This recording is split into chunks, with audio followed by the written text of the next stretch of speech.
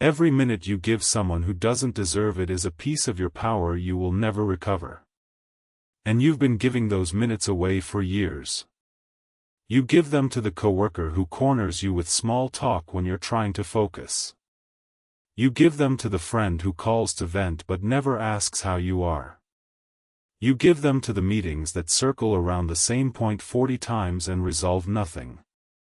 You give them to the obligations that serve everyone else's agenda and quietly hollow out your own. And you call it being generous.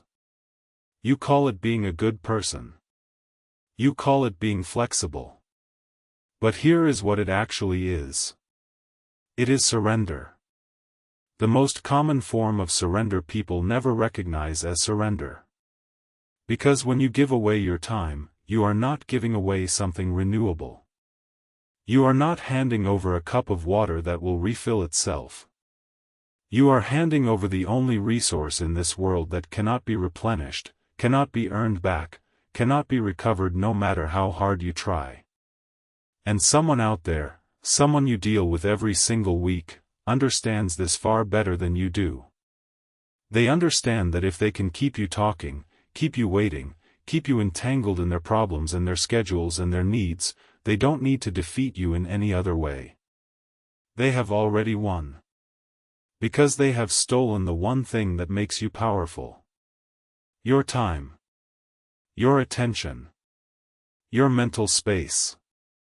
The hours you could have spent building yourself, sharpening your mind, advancing your position, strengthening your body, deepening your knowledge, fortifying your resolve.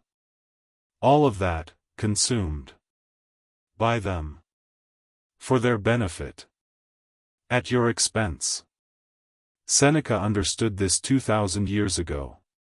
He said that nature has given us exactly one thing that makes life valuable.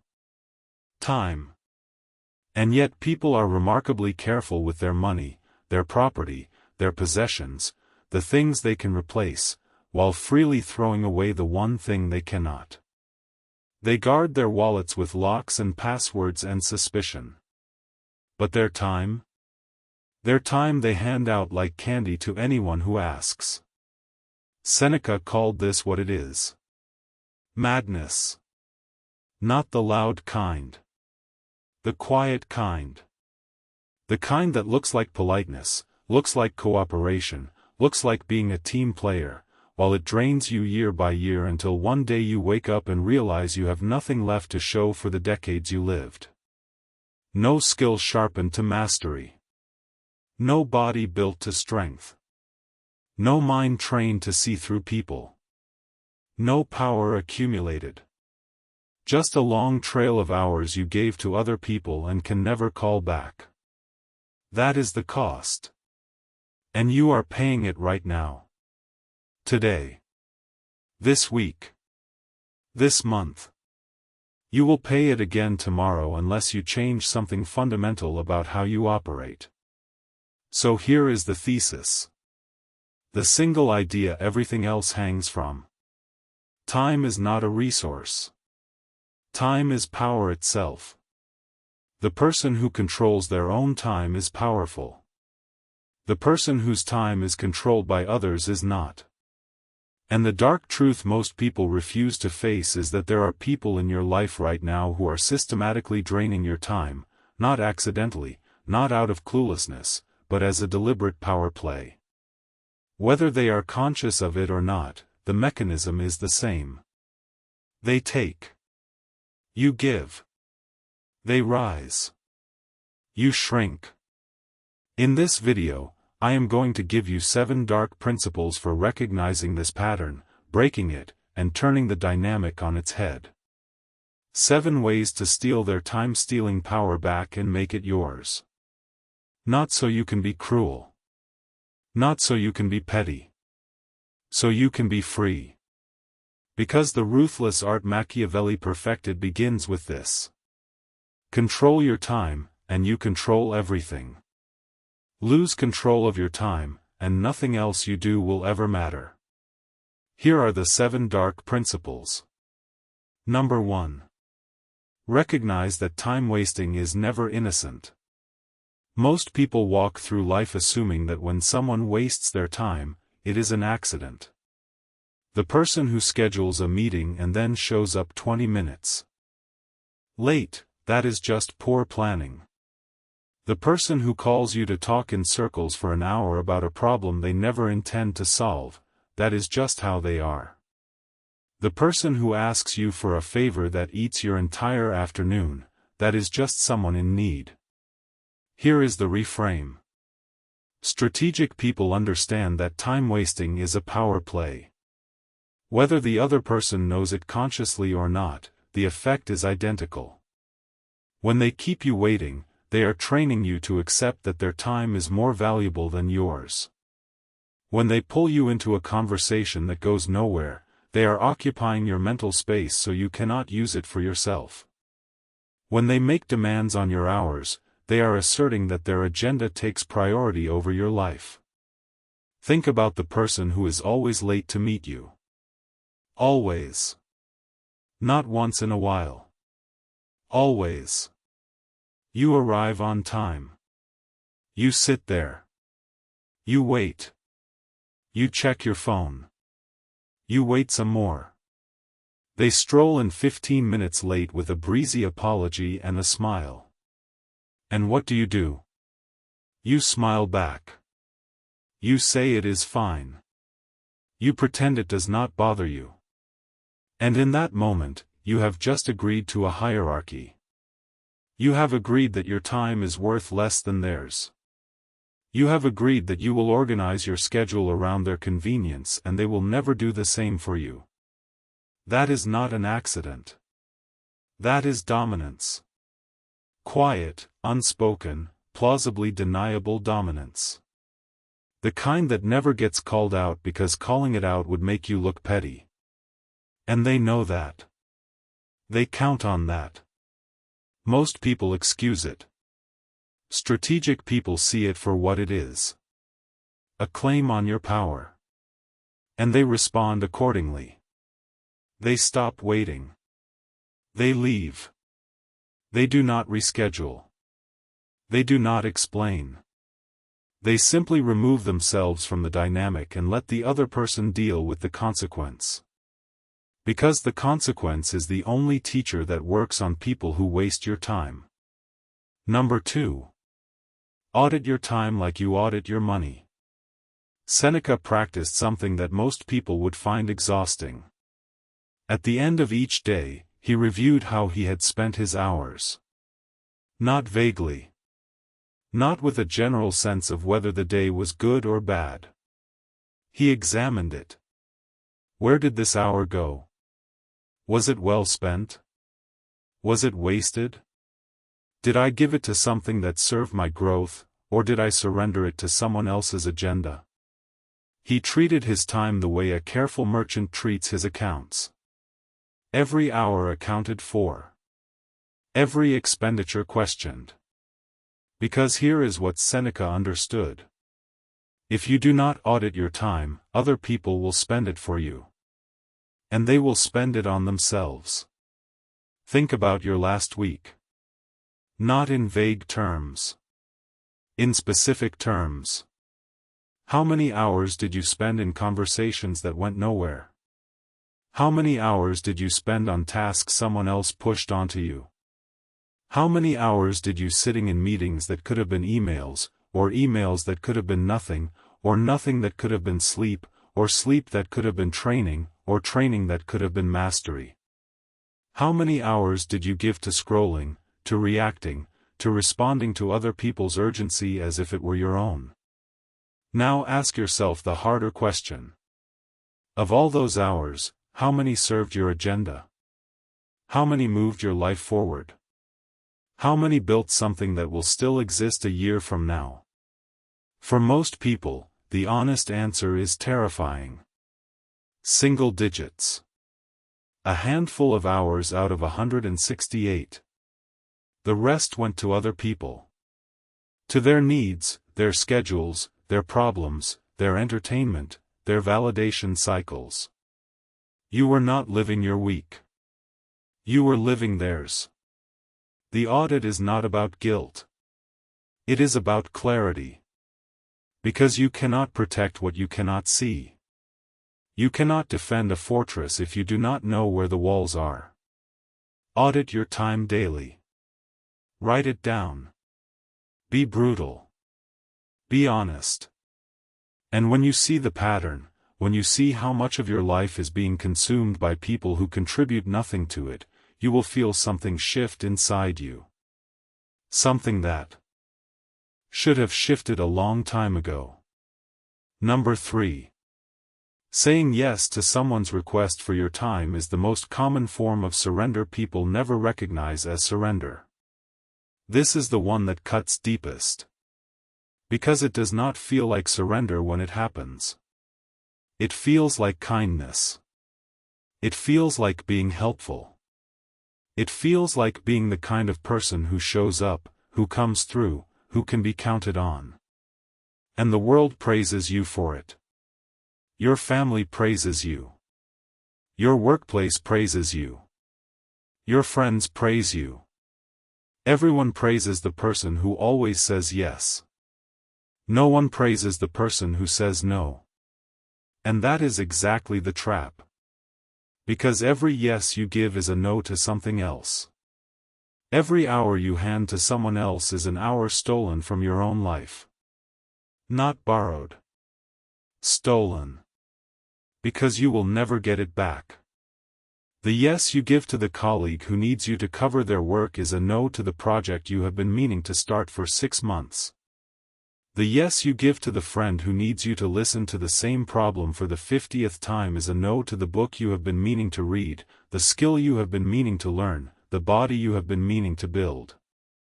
The yes you give to the family member who demands your presence at every gathering is a no to the solitude that would have restored your energy and sharpened your mind. And here is the dark truth underneath all of it.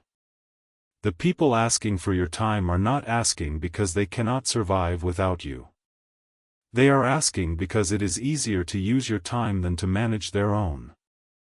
They are not in crisis. They are in convenience. Your time is convenient to them. That is all. Most people say yes because they are afraid. Afraid of conflict. Afraid of disappointing someone. Afraid of being seen as selfish. Afraid of the brief, uncomfortable moment of tension that comes when you decline. And so they trade their power for peace. They trade their hours for approval. They trade their life for a reputation as someone who is always available. And what does that reputation get them? More requests. More demands. More people who see them as available and convenient and easy to use. The yes becomes a habit. The habit becomes an identity. The identity becomes a cage. Strategic people understand this. They understand that no is not a rejection of the other person. It is a protection of themselves. It is a declaration that their time belongs to them and not to whoever asks for it first. And they deliver that no without apology, without explanation, without the anxious need to be forgiven for having a boundary. Try it. Say no to the next person who asks for your time without a genuine reason. Watch what happens. Watch the surprise. Watch the discomfort. Watch how quickly they move on to someone else who will say yes. Because that is what they wanted all along. Not you specifically. Anyone. Anyone who would give them the time. You were never special to them. You were convenient. And the moment you stop being convenient, they will find someone else. That is not a loss. That is information. Number 4. Guard your time like a fortress, because that is exactly what it is. A fortress does not leave its gates open for anyone who approaches. A fortress does not let every traveler wander in because they ask nicely. A fortress has walls. It has guards. It has rules about who enters and who does not. And it exists for one reason. To protect what is inside. Your time is that fortress. What is inside is your power. Your focus. Your energy. Your capacity to think, to build, to grow, to become. And right now, your gates are wide open. Anyone walks in. Anyone takes what they want. Anyone stays as long as they like. You have no guards. You have no walls. You have a sign that says come on in, take what you need, I will be here. Most people live like this and wonder why they feel exhausted, drained, emptied. They wonder why they have no energy left at the end of the day for themselves. They wonder why their own goals keep getting pushed to tomorrow, and the tomorrow after that. And the one after that, until the years have passed and the goals have faded and the life they imagined for themselves has been replaced by the life other people imagined for them. The fortress principle is simple. Not everyone gets access. Not every request gets through. Not every invitation is accepted. Not every conversation is entered. Not every demand is honored. You decide. You. Not the person asking. Not the social pressure. Not the guilt. Not the fear of what they will think. You decide what enters your fortress and what stays outside the walls. And when you start doing this, something remarkable happens. The people who were draining you start to respect you more, not less. Because here is the dark psychology of it. People do not respect availability. They respect scarcity. The person who is always available is valued less. The person whose time is hard to get is valued more. This is not a theory. You have seen it yourself. The colleague who is always available gets loaded with more work. The colleague who is always busy gets asked less and respected more. The friend who always says yes gets taken for granted. The friend who sometimes says no gets treated as if their yes is a gift. Guard your time. Make it scarce. Make access to you something people have to earn, not something they get by default. And watch how the entire dynamic of your relationships shifts. The people who were using you will fall away. The people who genuinely value you will step up. And you will have something you have not had in years.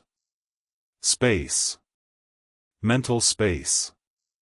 The space where power grows. Number 5. Eliminate every activity that serves another's agenda at the expense of your own. This is the ruthless one. This is where most people flinch. Because Seneca was not talking about cutting out the obviously wasteful things. He was talking about cutting out the things that look productive but are actually serving someone else's plan. The committee you joined because it looked good on paper but consumes 6 hours a month and advances nothing in your life. The networking event you attend because you are supposed to but has produced 0 meaningful connections in 2 years. The favor you do for your boss that makes you look like a team player but eats the hours you needed for your own development. The social obligation you maintain because dropping it would cause a conversation you do not want to have. These are the silent killers. Not the obvious time wasters. Not the obvious distractions. The silent ones. The ones dressed up as responsibility, as duty, as opportunity, as relationship building, as being a good sport. Every one of them is a line item in someone else's budget, paid for with hours from your account. Seneca said to look at each activity and ask one question. Does this serve my life, or does it serve someone else's? And if it serves someone else's, cut it. Not gently. Not gradually. Cut it. Because every hour you spend building someone else's dream is an hour you are not building yours. Every hour you spend advancing someone else's position is an hour your position stands still. And the years compound. The person who spends 1 hour a day on their own growth and the person who spends that same hour on someone else's agenda, after 5 years, the distance between them is enormous. After 10 years, it is unbridgeable. After 20 years, they live in different worlds. One of them built a life. The other one built someone else's. And the tragedy is that the second person did not even realize it was happening. They thought they were being responsible. They thought they were being generous. They thought they were doing the right thing. And the right thing was quietly taking everything from them. Eliminate. Audit. Cut. And do not explain yourself to the people whose free labor you are no longer providing. You do not owe them an explanation. You owe yourself a life. Number 6. Master strategic silence as a time weapon. Here is something most people never realize. Silence saves time. Talking costs time. And the people who talk the most are always the ones with the least power. Think about who talks the most in any room. The anxious person. The person who needs to fill every gap. The person who needs to explain, to justify, to defend, to convince. The person who is uncomfortable with stillness and so fills it with words.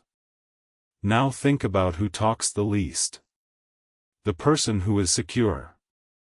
The person who does not need to explain themselves. The person who lets silence do the work. Silence is a weapon. It is a time weapon.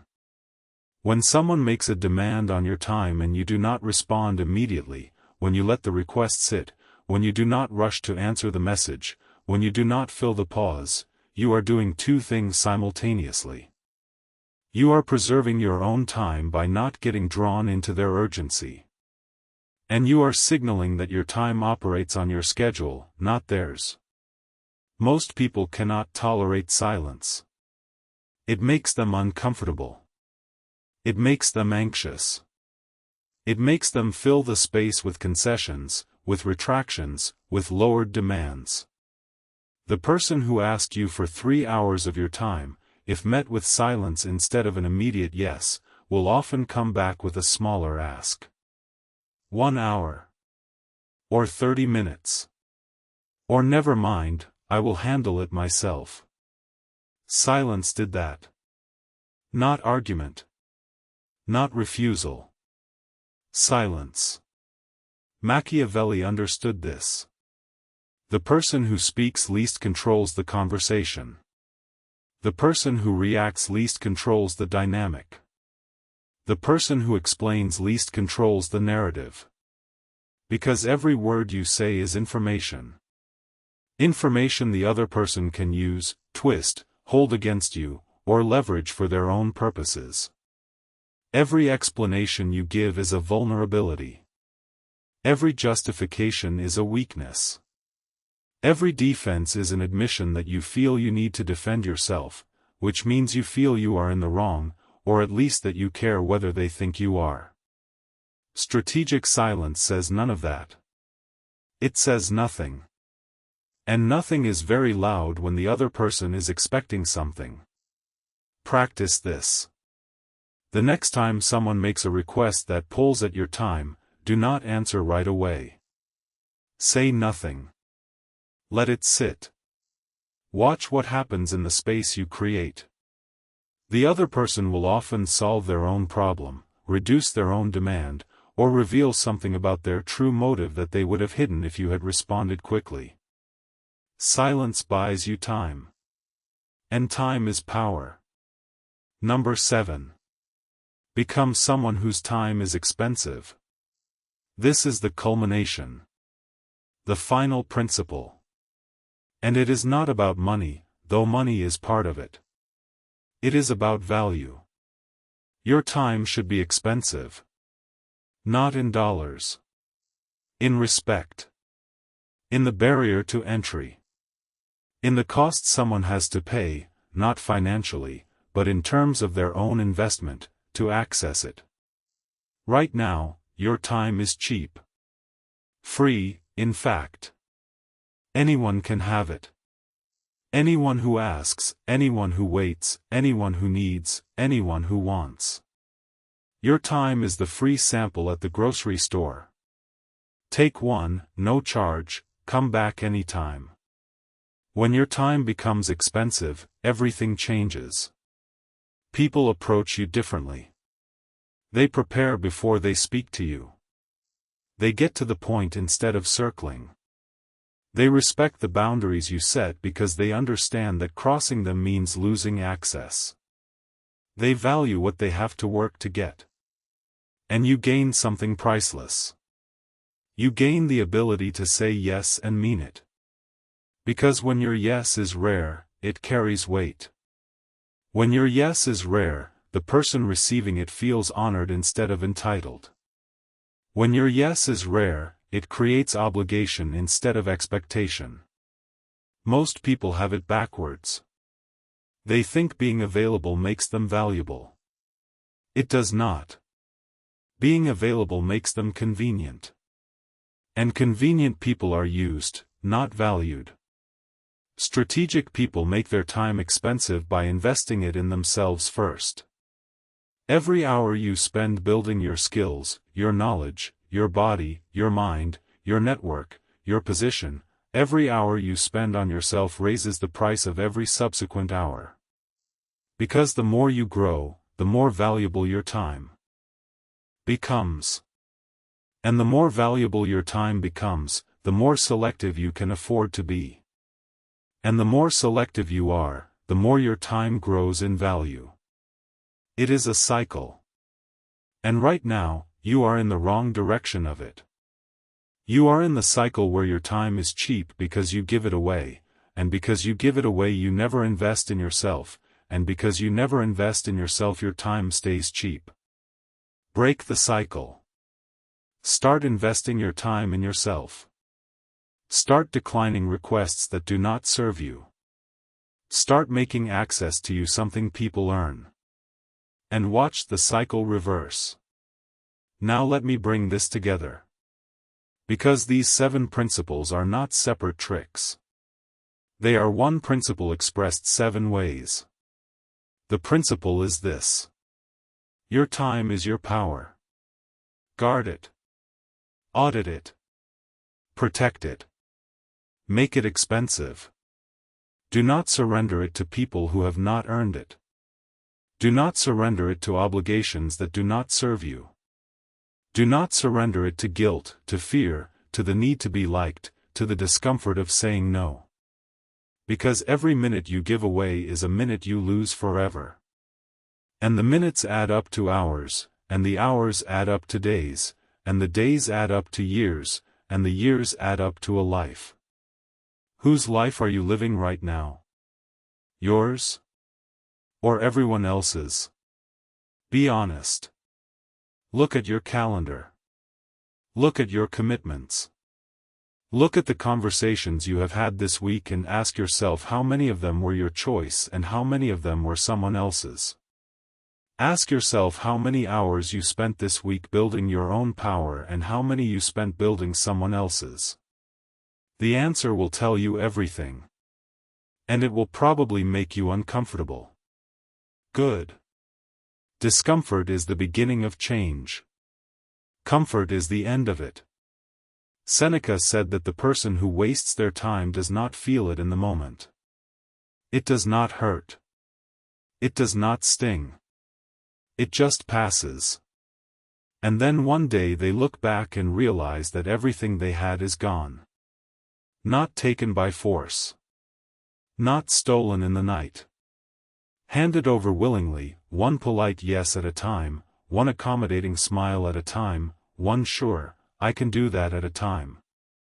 The theft was so gentle you did not feel it. That is what makes it so dangerous. A violent theft you would notice. A dramatic betrayal you would remember. But the slow drain of time through 1,000 small surrenders, that you do not notice until it is too late. Until the years are gone and the power is gone and the life you could have built is nothing but a ghost of what it should have been. And the people who took your time? They have moved on. They have found someone else to be generous, someone else to be available, someone else to say yes. You were never irreplaceable to them. You were just the current source. And when you ran dry, they moved to the next. That is the cost of not protecting your time. Not just lost hours. Lost years. Lost power. Lost self. But here is the good news. And this is where it turns.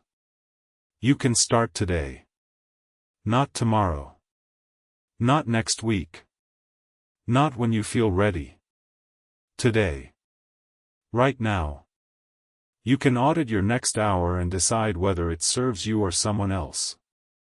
You can say no to the next request that does not deserve your time. You can let the next message sit unanswered until you are ready to answer it on your terms. You can walk out of the next conversation that is going nowhere and not feel guilty about it. You can be the person who guards their time like a fortress because that is exactly what it is. And the moment you start doing this, you will feel something you have not felt in a long time. Power. Real power. Not the kind that comes from controlling other people. The kind that comes from controlling yourself. Controlling your own hours. Controlling your own attention. Controlling your own mental space. The kind of power that Marcus Aurelius carried. The stoic composure of a person who is not rattled by demands, not shaken by disapproval, not moved by the urgency of other people. The kind of power that Machiavelli pointed toward when he wrote about the person who is not dependent on anyone for anything. Because the independent person, the person whose time is their own, cannot be controlled. Cannot be manipulated. Cannot be drained. Cannot be used. They are untouchable. And that is what this comes down to. Being untouchable. Not in the sense of being cold or cruel or cut off from the world. In the sense of being so grounded in your own power, so protective of your own time, so clear about what you will and will not give away, that the people who would drain you simply cannot reach you. They try. They always try. But they cannot get in. Because your gates are closed. Your walls are up. Your time is yours. And they have to go find someone else to feed on. Attention is temporary. Mental space is power. Being liked is not being respected. And the time you give away is the power you will never recover. So stop giving it away. Not to everyone. Not indiscriminately. Give it where it serves you. Give it to the people who have earned it. Give it to the work that matters. Give it to the growth that compounds. But do not give it to the people who waste it. Do not give it to the demands that drain it. Do not give it to the obligations that serve everyone but you. Your time is the most precious thing you possess. More precious than your money. More precious than your reputation. More precious than anyone's opinion of you. Because your time is your life. And your life is your power. Protect it. The ruthless art Machiavelli perfected, the art of never surrendering what makes you powerful, never giving away what cannot be replaced, never letting another person's agenda consume the hours that should have been yours, now it is yours. Not as theory. As practice. Starting today. Starting now. Not tomorrow. Tomorrow is a word that's more time than any person ever could. Right now, this hour, this decision. Are you spending it on yourself or on someone else? Answer that question honestly and you will know everything you need to know about where your power is going. And if the answer is someone else, change it. This minute.